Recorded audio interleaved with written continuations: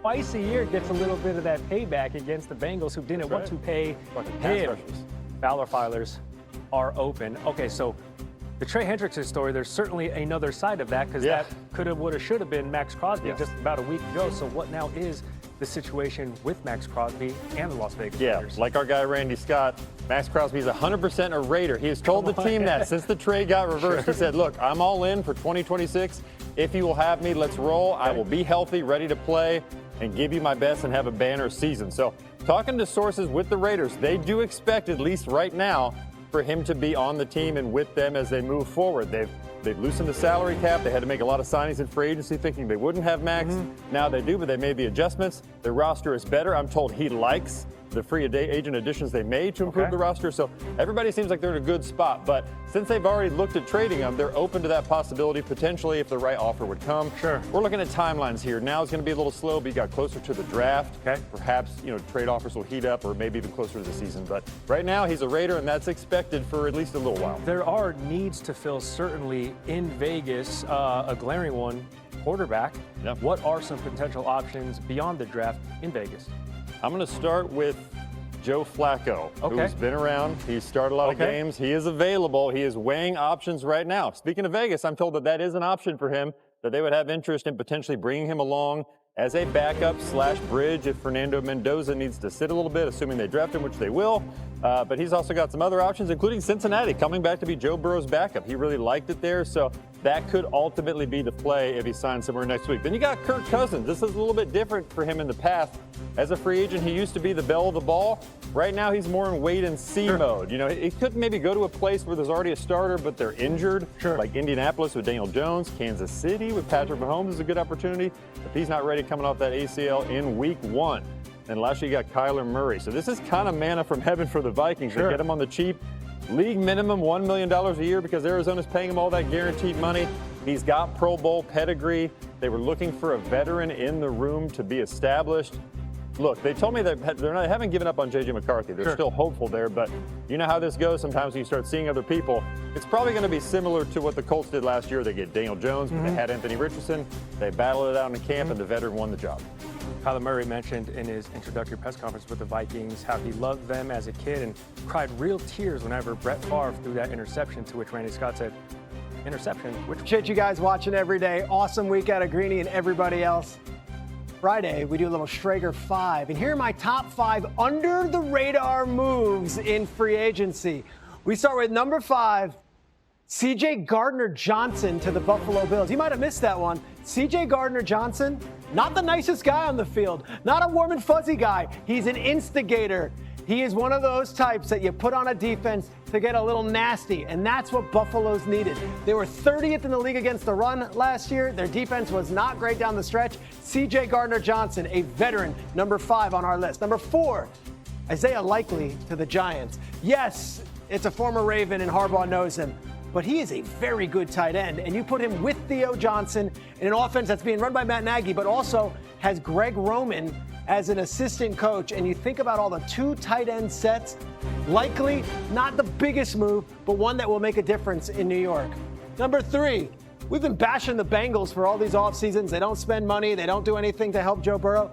Brian Cook was the top safety on the market, and he signed with the Cincinnati Bengals. An underrated signing and one that we haven't discussed much on ESPN. Cook comes from the Super Bowl champion Chiefs dynasty, comes over here, brings a little veteran leadership, but also with plenty of years left to go in his NFL career. Brian Cook, the safety, going to Cincinnati. That was number 3. Number 2, how about Devin Lloyd, who was in the conversation for Defensive Player of the Year after about 6 weeks of the NFL season, going from the Jaguars to the Panthers. Panthers broke the bank on Jalen Phillips on the first day of free agency. Very quietly added Devin Lloyd, who had this pick 6 against the Kansas City Chiefs on a Monday night game. Had maybe his best season as a pro. Jacksonville does not retain him. He goes all the way to Carolina in the NFC. Interesting one there. But the number 1, in a world of us talking about A.J. Brown rumors nonstop for 3 months to the Patriots, Romeo Doubs to the New England Patriots. I love this one. I think Doubs could be a number 1 wide receiver in this league. As Mike Tannenbaum said earlier, has gotten better and better every single season. He had some hiccups 2 years ago. He played the full season last year. He was excellent. He wears the awesome Guardian cap, which I love. And Romeo Doubs is right now slated in, with Stephon Diggs gone, as the #1 wide receiver for a team that went to the Super Bowl a year ago. We turn to our NFL crew. Graz, your favorite NFL signing from the week? I love Malik Willis going to Miami. I think it may be under the radar because it happened right away, and so much has happened since, and I don't think people expect much out of Miami. But Miami's not going to just tank their season. I think they feel like Malik Willis is somebody that, you know, is a bet worth making. And for Malik Willis, it's a great spot because you have people that are familiar with you. The head coach and the GM came from Green Bay, where you spent your last couple of years. So you feel like you're going to be in the best position to show what you can do. If it works out, maybe you're the long-term answer there. If it doesn't, from the Dolphins' perspective, they address it next year in the draft. Mike Tannenbaum, your favorite signing of the week? Peter, Bradley Chubb to the Bills to go with Gardner Johnson. If he's healthy, this is tremendous value. Reportedly about $17 million a year with incentives. He played all 17 games last year, had 8.5 sacks. He's going to replace Joey Bosa, so a healthy Bradley Chubb with Greg Rousseau. That's an excellent bookend tandem for the Bills. So if he stays healthy, well done, Buffalo. D. Wood. Yeah, I'm going to go with Trent McDuffie. I love the fact that the Los Angeles Rams attacked a weakness on their defense. We all saw how their secondary was a big-time issue, and they go out there and get one of the best cornerbacks in the National Football League in Trent McDuffie. Obviously, the Kansas City Chiefs decided that, you know what, we're not going to extend him. Rams came out, scooped him up. First-round pick. You know what?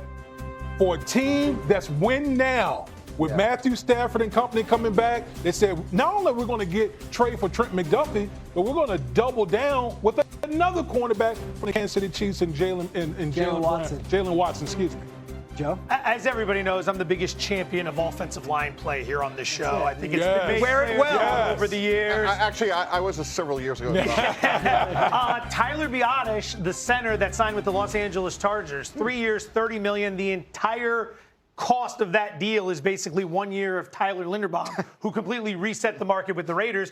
Durable player, 28 years old, addresses a big position of need for the Chargers. So someone has to stand up for the big guys. Of course. I do want to go back to the AFC East a little bit. I'm going and doing flips about Romeo Doubs. I do think he's got the potential to be that guy. And sure, the A.J. Brown conversation will carry on throughout the offseason. Patriots and Bills both had interesting weeks. If you look at the offseason as a whole, with new coaching staff in Buffalo and, of course, with the Patriots, with what they had to go through from the Super Bowl on. Dan Graziano, who do you feel more comfortable with this offseason so far, Patriots or Bills in the AFC East? I guess I'd feel more comfortable with the Patriots because of the continuity on the coaching staff. We still don't know if Joe Brady can do this, right? Jim Leonard is an exciting hire at defensive coordinator, but it will be a first time for him. So that makes me a little hesitant. I like the moves they've made in terms of their player personnel. I like DJ Moore for them. But the Patriots were just in the Super Bowl, and they haven't lost a ton, and especially that continuity in the coaching staff around a young quarterback as he continues to develop and improve. I like that. Mike T, they did bring in Vera Tucker, who had injury history with the Jets and then did play 15 games. Do you feel better about the offensive line because of that addition? I do, and again, we've talked a lot about risk-reward take. Kyler Murray with Minnesota, what we just talked about with Bradley Chubb. Like, sometimes you have to take risks, Mike Evans, and I think Vera Tucker, absolutely. Look, we saw the difference in the game in the Super Bowl was the lack of the offensive line being able to hold up against Seattle. So if you could get a year or two out of Vera Tucker, that is a very good sign. Damien? Yeah, I'm going to go with the Patriots as well because, listen, I know I have my Vrabel. The Patriots were one of the